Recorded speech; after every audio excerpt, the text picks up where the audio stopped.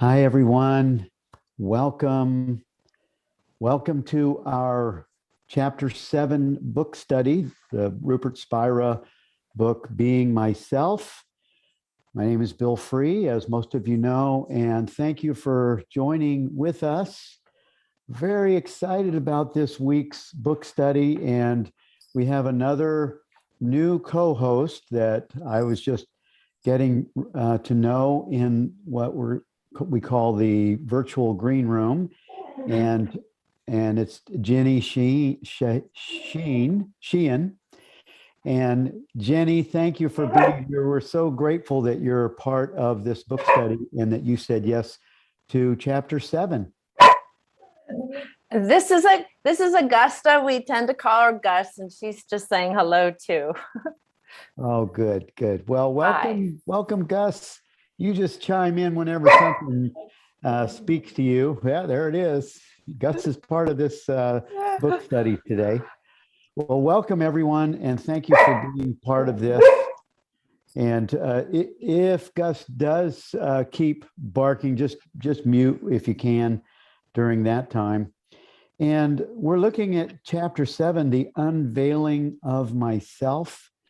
And this is just another wonderful, rich content of Rupert's teaching.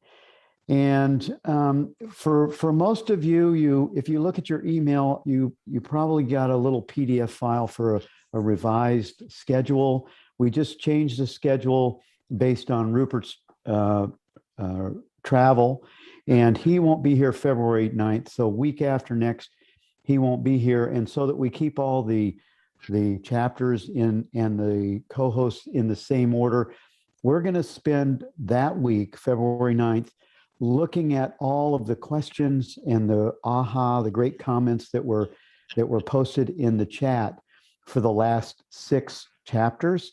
So, and including this one. And so we have about 4 pages of really great stuff. We won't look and read all of it, but Jenny Beal will be our co-host for that week, and we'll just have fun with your questions.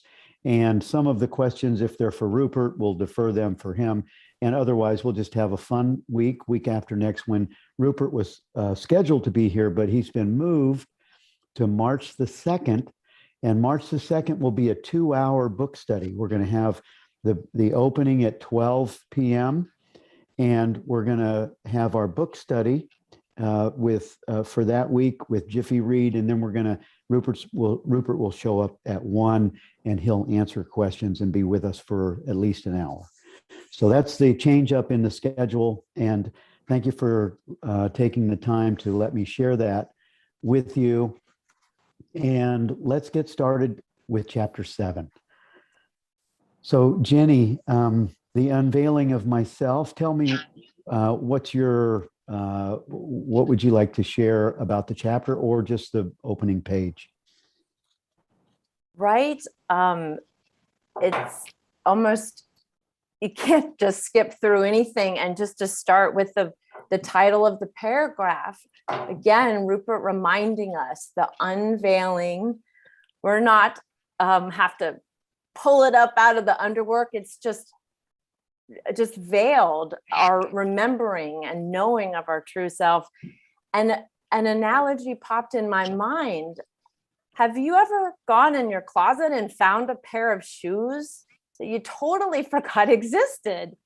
And it's, oh my gosh, look, I forgot I had these shoes, and they were as good as gone because you totally forgot that they existed. And so I love that idea that that's the same. Our true self is within our mind now, and we're just kind of uncovering it.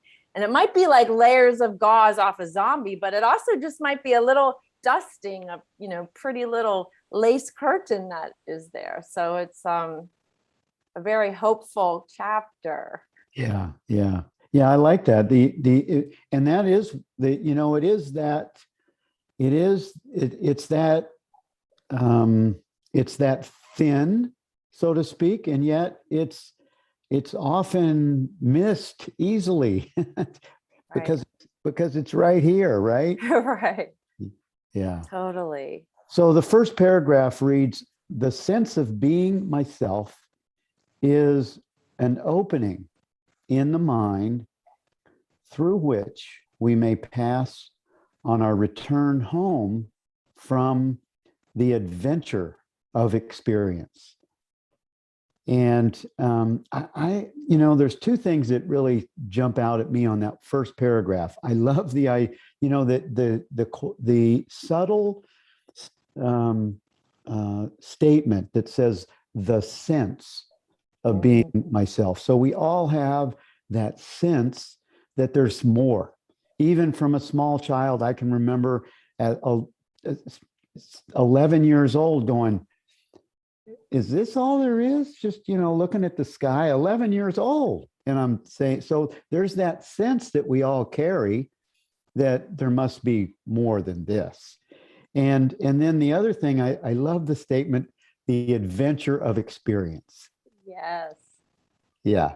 Yeah. That just sings to Right. me. I put a smile face in front of that one. Yes. And the fact that if you're here reading this book now, you're returning home. You're on the way back from that adventure experience. And that's really good news for us all. He also, Rupert, begins another analogy. We've had the movie and the screen, and we've had water and coffee or tea, but now he talks about looking at a watercolor or landscape. And go down to the third paragraph. Looking more closely at the painting, you notice that this is the only part of the paper where the artist hasn't applied any watercolor. From a distance, the bare patch of white looks like an object in the painting, a cloud, one object amongst many. But from up close, you see there's no paint there, only white paper. And this sense of being myself, or the knowledge I am, is the little patch of white paper in the painting of experience. And I love, he says that over and over. He lets us know there's two different ways: a sense of being myself, which we could say is, oh, me in a body, this little Jenny costume thing I seem to be doing, or a thought in the mind, this little thought I am. So either way, can't go wrong, but it's right now in this moment, what's happening is the portal through which we can focus on ourselves and not be caught up in the drama of experience. So yeah, and that's it. It is the portal. It is the portal where we get to where we get to have a new experience in this bodysuit.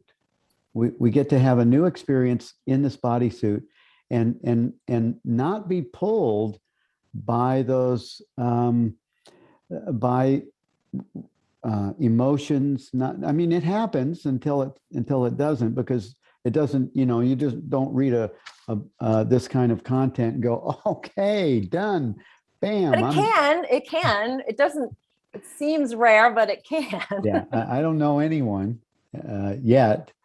The thing I like about that, the idea of that, of the paper, the painting, and there's a place where it's not painted. It's kind of like when you start to read this kind of material, and you have glimpses of understanding, and it's like looking at the sky, and there's totally clouds, and there's this one little blue patch, and you see the blue patch, and it's mostly clouds, but that blue patch represents what's really going on behind the clouds. And this is very similar to that, because what's really going on behind the painting is myself, is our being, our essential nature. And that's going home. That's going home to that. And where that is where really the journey begins, is the understanding of our true nature, I think.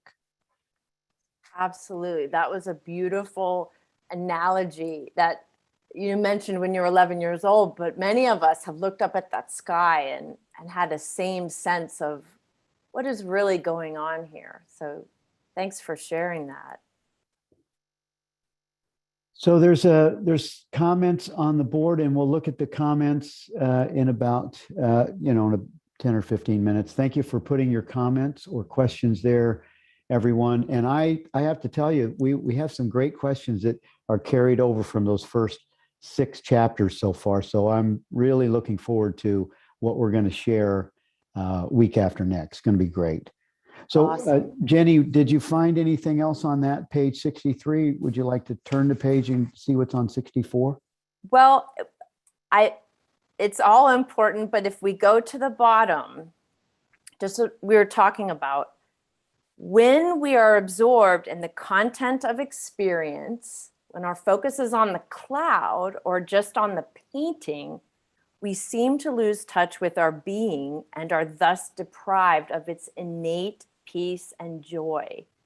Our being becomes so entangled in experience that it overlooks or forgets itself. Our being no longer shines clearly as it is. And here's the message of what we are: open, unlimited, ever present, inherently peaceful, and unconditionally fulfilled. And unconditionally fulfilled is another words to describe joy that he just used. Yeah. Yeah. I'm missing where that page is. Where is that you just read? Oh, I was at the bottom of 64. Oh, okay. I apologize. I had flipped my page. I was at the bottom of 64 and at the top of 65. Oh, good. Okay. So I was just wanting to follow along. So where does that start? Likewise? Just the bottom of page 64. I apologize. And it starts with likewise? Yes. When we're absorbed in the content of experience, we seem to lose touch with our being and are thus deprived of our true being's peace and joy. Our being becomes so entangled in experience that it overlooks or forgets itself. Yeah. And this is the human condition. This is what we do until we're, someone like Rupert comes along and or A Course in Miracles and causes us to start to notice from stepping back, like zooming away from it. Someone shared one time, just zooming out from the experience allows you to release yourself a little bit. And but we'll come off this call and half the people here will probably say it wasn't an hour and I was entangled in the experience, in the life experience, entangled in the objective experience. And sometimes it's sometimes it's awesome and sometimes it's not awesome. And so this is spot on in everyone's experience. And this is a mechanism. This content of teaching is a mechanism that is here to help us, to support us, to stay established, as Rupert says, to stay established in the awareness of experience, and don't touch it. Don't touch the experience. At least keep it light. Yeah. What else do you see on page 64? Anything else there? Well, just to cap what you said, the last sentence before the asterisk, all that is necessary is to allow being to outshine experience. Yes. Yes. It's there. We're just unveiling it. Yes. And I like that the way that is expressed, because as as you become familiar with this experience of awareness or shining, it says experience eclipses being, so that veils it. All that is necessary is to allow being to outshine experience. So, and how do we do that? We don't touch it. We don't do anything. We just allow it. We allow it to be seen, and we look at we look at the feelings if they're uncomfortable or whatever they are. If we look at the thoughts, the ideas, the energy, a lot of time we first notice energy that is that says, what's that, and it causes us to notice closer. But I love the idea that we shine. What we are, myself, shines on experience, and if it's not touched, if we don't lean into it, it sort of just passes by.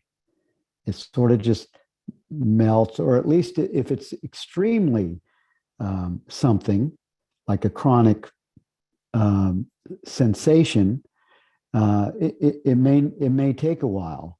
When the attention comes off of it, guess what? It gets forgotten. Yeah. That's just so. I want to look back on page 64, the third paragraph down.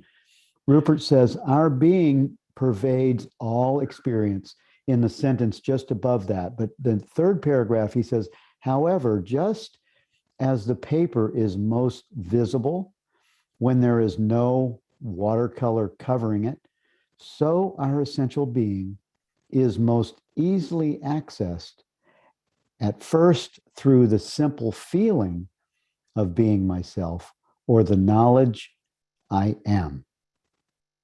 The knowledge or the knowing I am. And that's why the I am mantra can be so powerful. Right. He's telling us the how. How do we access this being? How do we shine throughout all experience? He's just reminding us there's two different ways. You can either start with a feeling that being myself, whatever body costume you're in, I'm being Jenny, or as Bill said, the knowing, the I am self is present. So it's pretty cool. He's starting to tell us how, and later in the chapter, he gets a little more detailed. So it's a good one. Anything else? I just want to answer, see if, are we staticky to anyone besides Barbara? Barbara said that she's getting a lot of static. Is this okay? Okay, good. No, I think we moved to 65. There's some great comments we'll pick up in a few minutes on the chat. Thank you for engaging over there, everyone. And let's look at 65. Yeah, I think we've really touched on all the paragraphs in our discussion, but to go to the last paragraph, this is why the sense of being myself remains ever present, even in our darkest experiences. For instance, even when we feel I am depressed, the I am is still shining there. And as Albert Camus said, in the depths of winter, I finally learned that within me there lie an invincible summer. And just think of it as the I am is a pilot light that never, ever, ever, ever goes out. We may say, where's the fire? Where's the fire? Where's the warmth? But the pilot light's there. And that's what it's just another analogy that we're all doing here. Even in our depths of despair, there's something that is longing, pulling us to know our true self. Yeah, thank you. Thank you for that. If we continue on 66 now, just as the white paper gives coherence, unity, to many different brushstrokes in the painting, so our being unifies the disparate elements of experience. If it were not for the unity of being pervading all experience, experience's self would be a chaos of fragmented thoughts, feelings, sensations, and perceptions. And here's the good news. The unity of being shines in everyone's mind. We all have it. It's not some people have it and some people don't. We all have it. And it makes sense. If we didn't have it, the world would really seem crazy and chaotic. Oh and my just God. the entropy that it is, thank God we have this anchor, this foundation. And even if we're not yet aware of it, it's there. Yeah. It's there. Yep. It says in the last paragraph on this page, become aware of the experience of being myself or the knowledge I am. So if you're listening to these words, let's not just skip over it as a concept. Let's follow that sentence. Become aware of experience right now of being myself.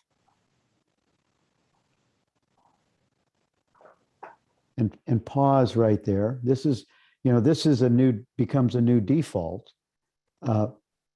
Simple. It only requires acknowledging and just a momentary pause of being myself as awareness, or the knowledge I am. I am, and that's like that's like a melting in. It's like a pointing that brings us to the first glimpse and understanding of these ideas as a direct experience, not as reading what Rupert says, but as we can all sense and know for ourselves. Exactly. This would we would say this is the how. This is the practice. He's saying to access the innate peace and joy we are. How do I get there? He's saying there's two different ways, and it's to take this pause and realize that I am. And what's been helpful for me is I am aware that I seem to be experiencing this book study right now. Just start off with, instead of the flashlights pointing on you, realize I'm holding the flashlight. Oh my goodness, Yeah. And you don't even have to believe it, or you don't even have to wait for anything. You just got to do it. And eventually it will show itself. This is the practice of a direct experience. So yeah. And it's I've heard teachers, including Rupert and Francis, both say that we don't practice, but then they give it a concession and say, well, yeah, you kind of do practice. There's nothing to practice, but it kind of is. Yes. And it's true, except when you're on the other side, it only sounds frustrating to be told that there's nothing you can do. It'll just happen of itself. This is a lovely, simple thing. It's just to simply, whenever you think of it, I am aware that I seem to be having this experience of driving my car. Yeah. Whatever it is, that resets it to who's really in charge of what's going on here, now, any moment. So if you're watching and listening and you're not really in touch with this idea that's being proposed by Rupert's pointing and by what we're saying, let me just say to you that my wife, I was saying this for about 7 years. And she kept saying, Bill, get that awareness away from me. And when she got it, she got it. It was like a full, so be gentle on yourself and don't be in a hurry, because then the mind will use that to have your focus be on the objects of experience. So just be gentle on yourself. Just my recommendation to you, if it's not coming in, just stay with it, and it will reveal itself just like grace. So what else do you have on 67? And then we'll start looking at the board. Gosh, just remember that that's the portal, the practice, and to go, he tells us 2 different ways. He gives us more details of practice at the bottom of 67. We could say there's 2 types of meditation, one in which we turn our attention away from the content of experience, and another in which we turn toward it. The first is an inward facing path, which discriminates between ourself and the objects of experience. It is a path of negation, exclusion, and elimination. The neti path. I'm not this. I am not that. I am not this book. I am not this body. Whatever words you want to use, until you get down to the point where you realize, oh, I just am. But there's a second path too, an outward facing path of openness, inclusion, and allowing. I am this. I am that. It is a path in which the apparent separation between ourselves and anyone else, anything, is dissolved. It is a path of unconditional love. And I almost think it kind of happens first. There's the inward facing path, and then the second outward facing path happens, but it's all good. It doesn't matter from which place you start, but listen to that, a path of unconditional love. And that's our true goal and purpose in all of this, because love is our true self that is unconditional peace and joy. The presence of God, which we skipped on the page before, but this is really what will pervade all experience. Yeah. Nice.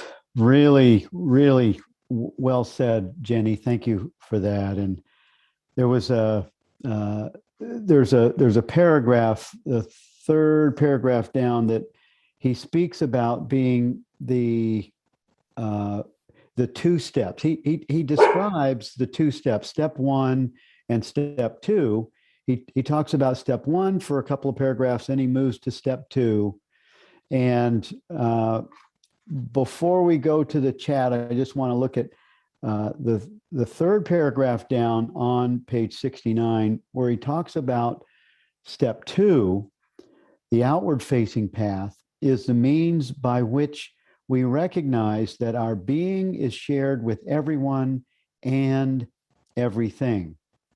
It is the remedy for conflict and the means by which kindness, harmony, and justice are restored to humanity.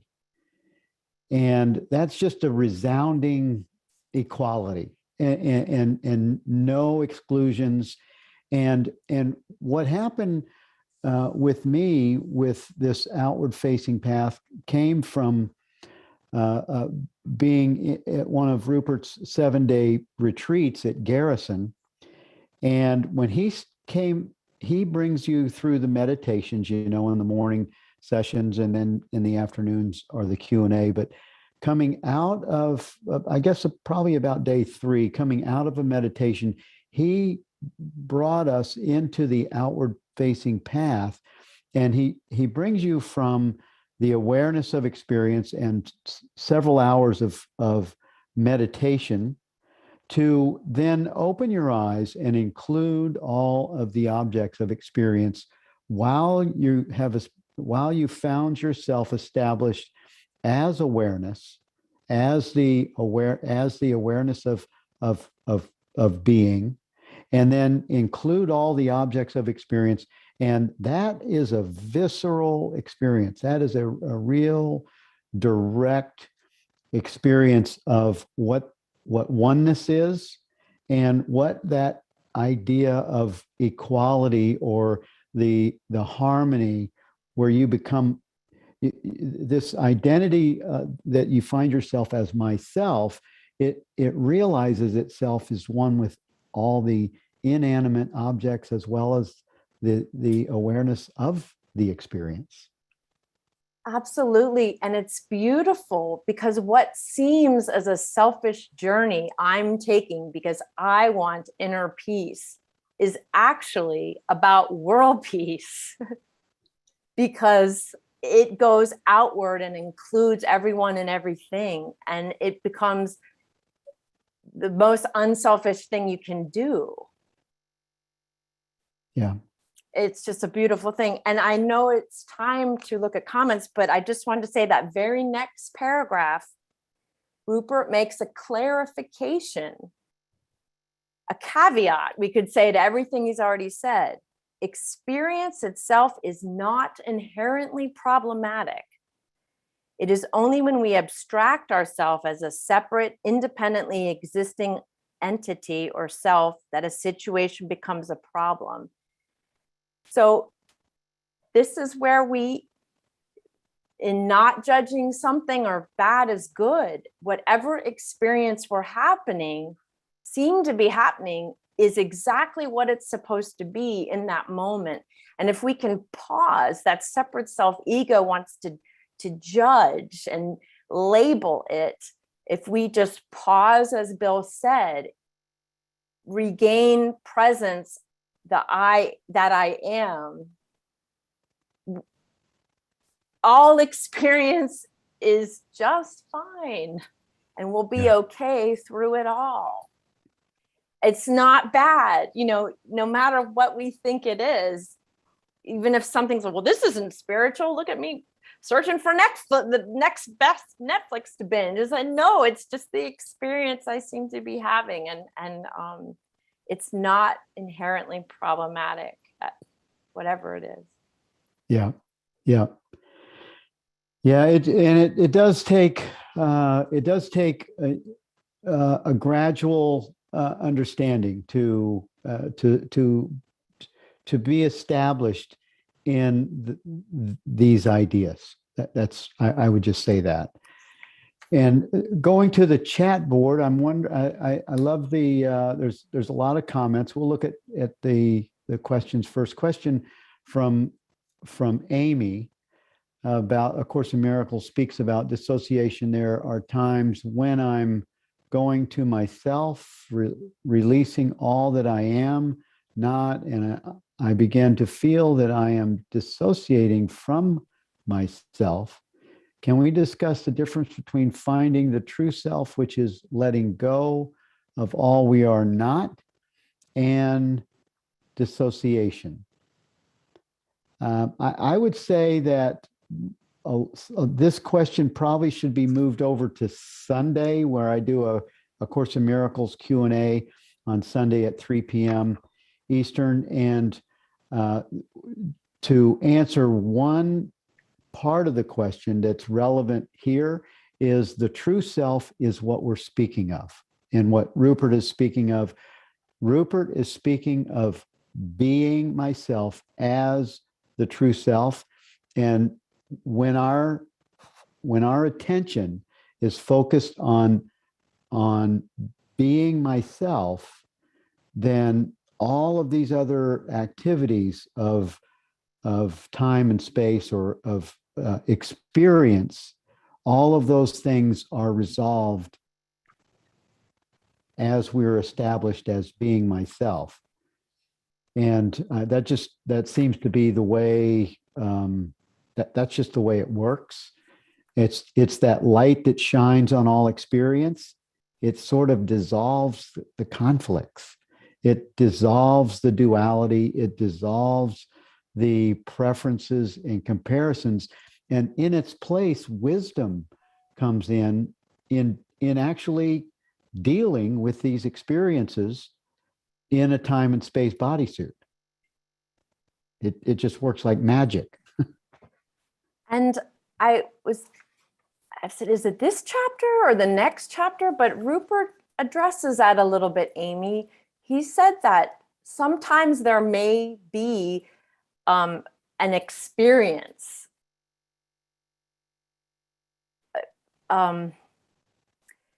which maybe you're using the word dissociated from, but that, just to what Bill said, it's very subtle, and it's our everyday normal sense of being that we're actually talking about uncovering here.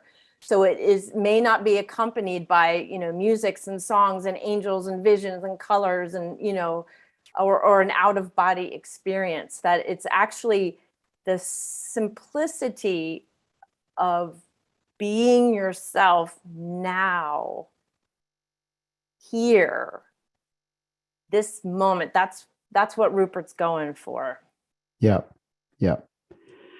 Rick said early on at 12:13 that I love this comment. Fact, he says, our being awareness is the only anchor, continuity, and certainty. And I totally agree with that. It gives us a place that we can be established in, so that when the mind comes in and has all of these questions, commentaries, what about this? What about that? It's a place that we can be established in that is not disturbed by any of the questions. It's that place of inner peace. It's the thing that the Bible calls the peace that passes understanding. It's available right now, in this instant. Right now it's available. So anyway, let's see what else we have on the board. When it says becomes, Rana said, when it says becomes, could it be attached to? Not sure what you mean by that, Rana. Rick, the call from ourself to ourself, suffering, is also reiterated throughout the Bible in a variety of pointers, to include the parable of the prodigal son. Yep, Rupert uses that. I think he uses that here, doesn't he? Yeah, page 70. Mm-hmm. Yeah. The word sin, or I would call that separation, the belief in separation, really means missing the mark. That's one term. I like to change the word sin to the belief that we're separate from ourself. You're going in the wrong direction, and the term repent means to turn around, right? Those Christian terms. I used to be a Christian, so I see that.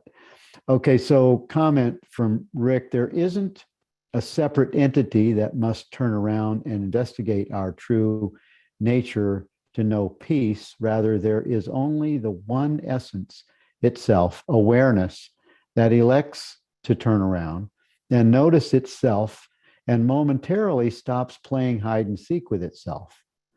That's cool. I like that statement.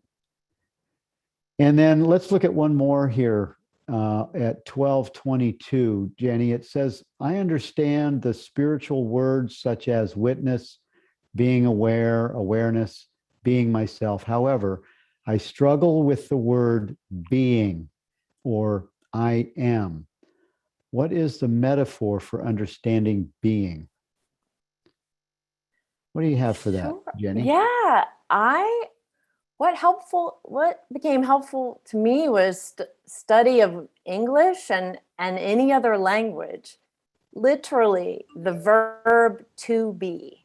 I am, you are, we are, he is, she is. And so being is the noun of the verb to be. And if you think of what is that but existence, simple existence is what being is. It exists, I exist, you exist, period. And the truth is, it's the only thing we can really know. That's the anchor. I can in any moment only know that I exist. And it seems this pen exists too, but Yeah. that helped me. That pen exists is a different, I call that local awareness that's even naming the pen. So I think that's another But conversation. Rupert calls it, he says the isness of things, the I am of being and the isness of things are the same, is the same. Yes, I agree. But I agree, and I'll take the but away because I agree. And before we have this understanding, we are entangled and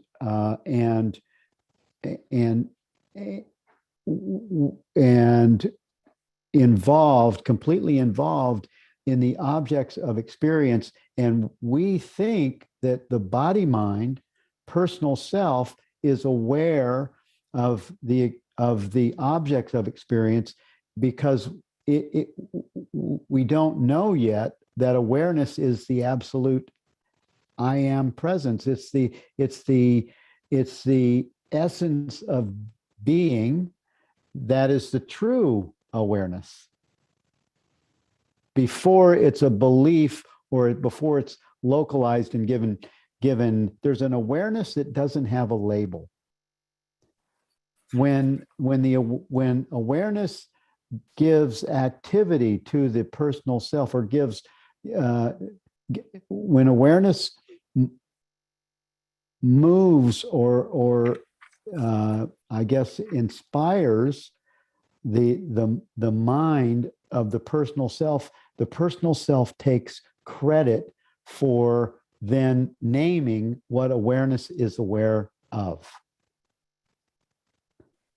Right. I think it was last chapter.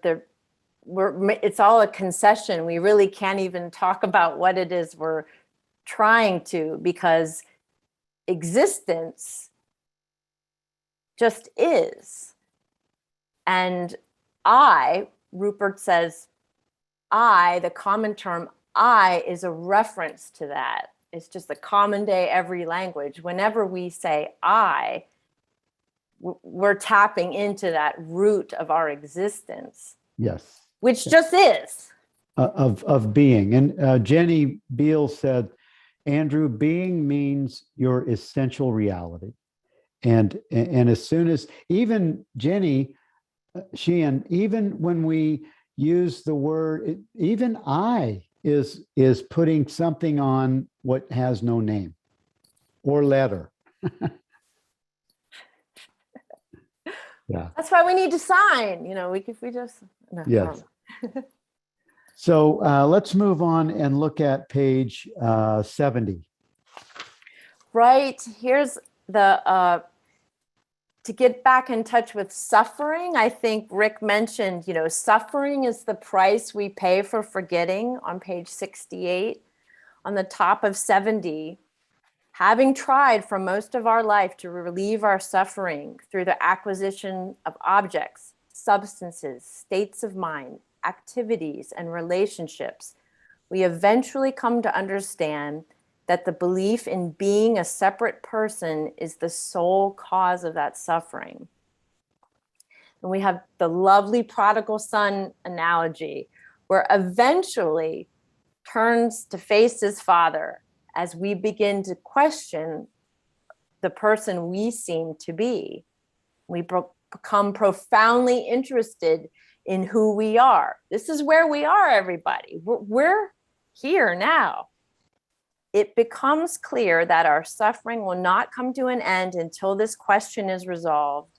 At some point, the interest in the nature of I eclipse all other interests. It's like falling in love with truth or reality.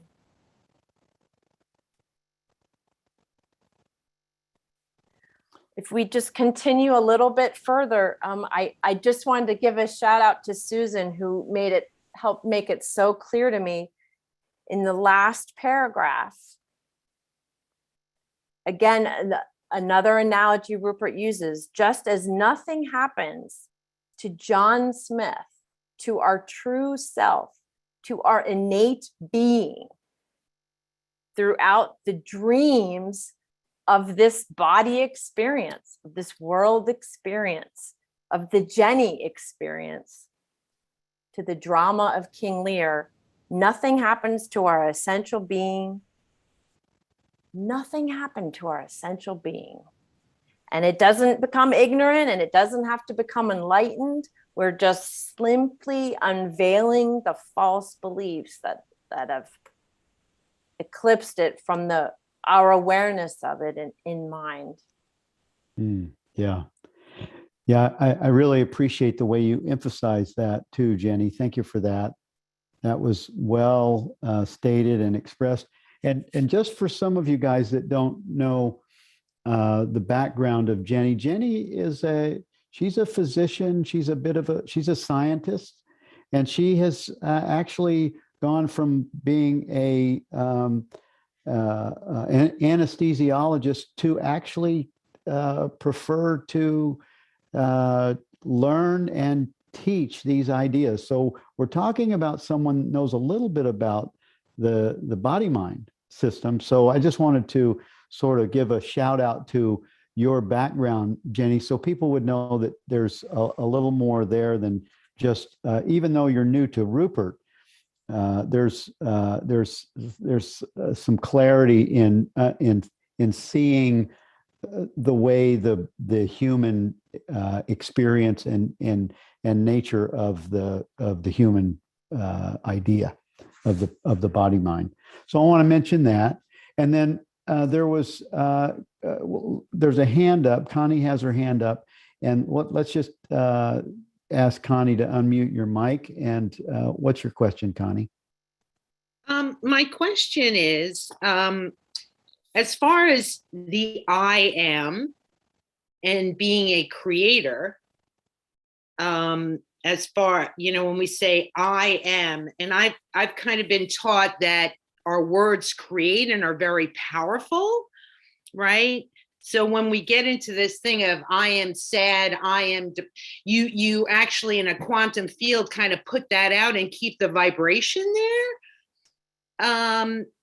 So I'm a little confused in that respect, because, all the prophets say we are magnificent creators of our reality, and how we express ourselves and what's going through our mind will create our reality. We will manifest what we intend.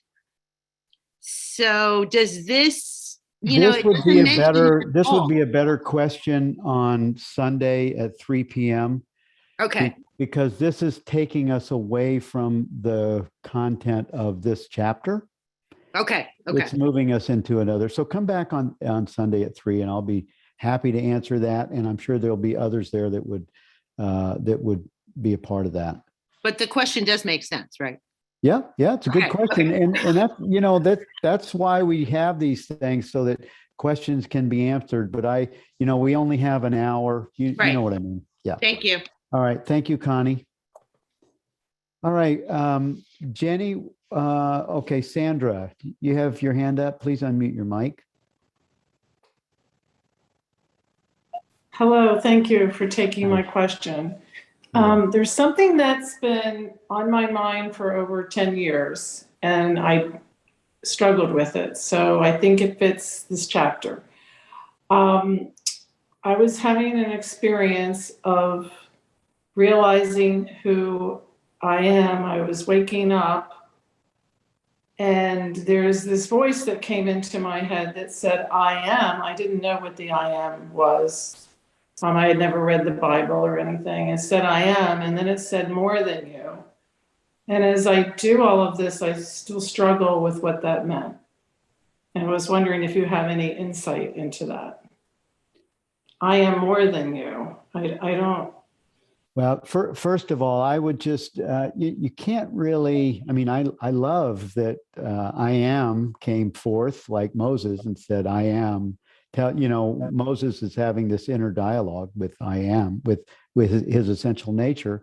And this essential nature is leading him to to a place he's not familiar with. And you have to take that communication that's occurring in the commentary it's going to be infused with the mind that of the seeming separate self that thinks that it's separate. So you can't trust that communication. You can trust I am. You can rest in and until you're established in your understanding, and also the feeling that comes with the thoughts, they become more and more pure as you're more established in your understanding. You have the same sense that knows myself, the same sense that knows I am presence. It begins to reveal itself with a feeling experience that's, I would say, it's almost a vibratory, a vibration that feels true or feels pure. And I wouldn't take the commentary that the thing is giving you as, especially if it's like Rupert would say, when people would say, how do I know if this is ego or this is awareness, or I am intuiting, in whose behalf is this statement given? Or so you sort of get familiar with that. And I would say just relax as awareness and let thoughts, feelings, experiences, objects of experience, let them just pass by and stay established in the awareness of them, and that will bring you the inner peace that you're really seeking. Thank you so much. You're welcome. Thank you. Okay, Jenny, where are we to wrap up this week's chapter? I did really want to point out on page 71, I think someone commented on it. It might have been Rick, but I like to think of it in the middle of the page after the asterisks. Just as John Smith freely adopts the character of King Lear, so just as our true self freely adopts the character of whatever body costume we seem to be in order to experience the roles of husband, father, and king, so we freely assume the activities of thinking, feeling, sensing, and perceiving in order to participate in the drama of experience. And Connie, that made me think of what you were asking a little bit, the why. Why? Because love is free, because we have free will, because we can experience, and we freely experience that which we want to.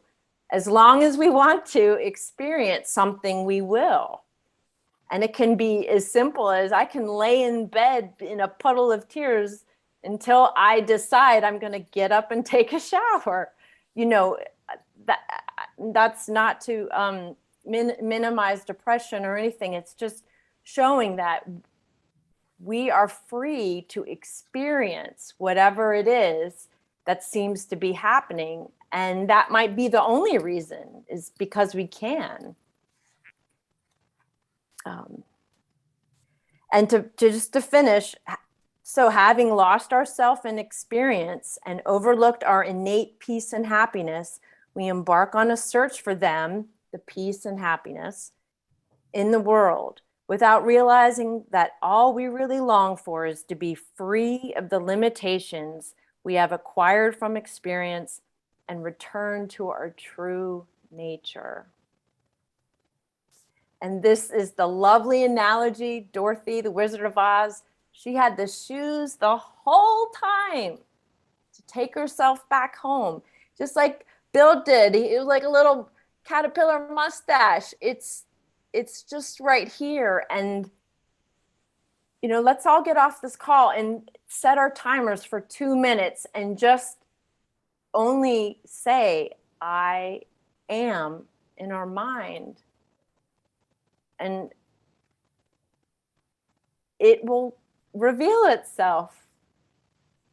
Yeah. It will Yeah. reveal itself. Well said. Thank you, Jenny, for that intuition and for that and the way you expressed that to Connie. Thank you for that. And also, Jenny Beal said something to Connie, I think, on the chat board, so you can pick that up, Connie. And at the top of page 71, I love those two paragraphs, because they say to me that we're always awake. We're always awake. Rupert says to suggest that a person becomes enlightened is like suggesting that the sun rises in the morning. It is at best a concession to appearances, but more often a misunderstanding. The sun is always in the same place and shining with the same brightness. Likewise, our essential being never undergoes any change or evolution. It always shines with the same luminosity. It is simply concealed and revealed. That's like total, that's exciting. It is. Yeah. Exactly. And he mentioned, I think as early as chapter 1, there's no special practices, special locations, mantras, diets, books. It's nothing. What is the path to oneself if we're the self? So it's just peace of mind and good news. And I just want to, we are here now. We're demonstrating our willingness to know. And I'm echoing Bill's sentiment. Hang in there. It will be clear. There's no way it can't. It's desire to know is the drive, is the creative force and energy. And by simply participating in this, and even those that aren't here with us today, we're exactly where we're supposed to be. Yeah. Yeah. Okay. Let's see. Judy, do you have a quick question?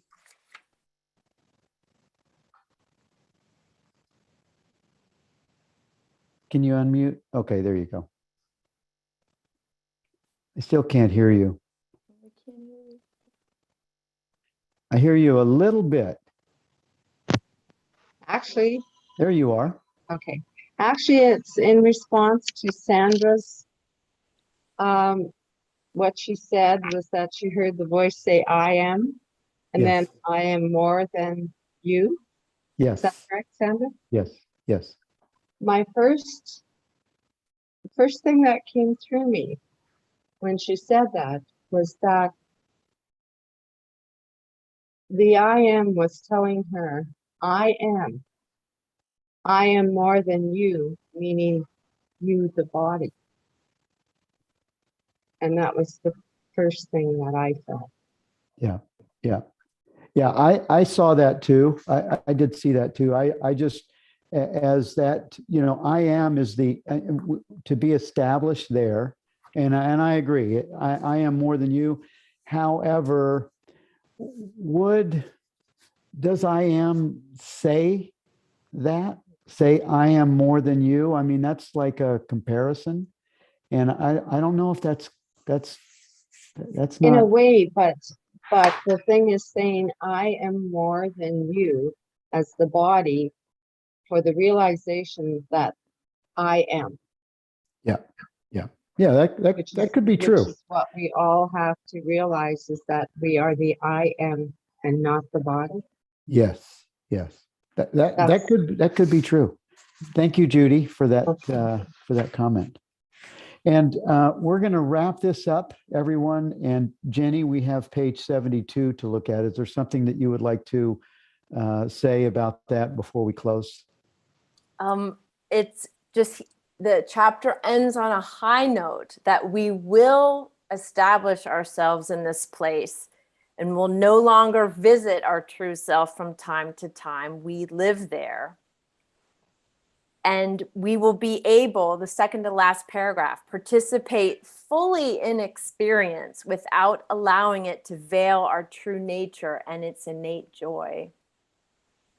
And Latsu said it perfectly, last paragraph. Thus, one who knows their true nature never loses touch with its innate peace, however far they may travel and whatever they may do. Yes. Yes, the sun is always shining, always right there. Yes. And we are that.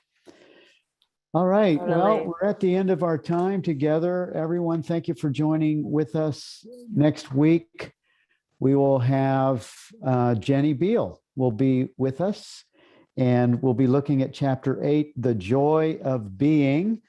And looking forward to Jenny sharing that chapter with us. And we'll see you all next week. Have an awesome week. Thank you, Jenny. Jane, Thanks, you were awesome. everybody.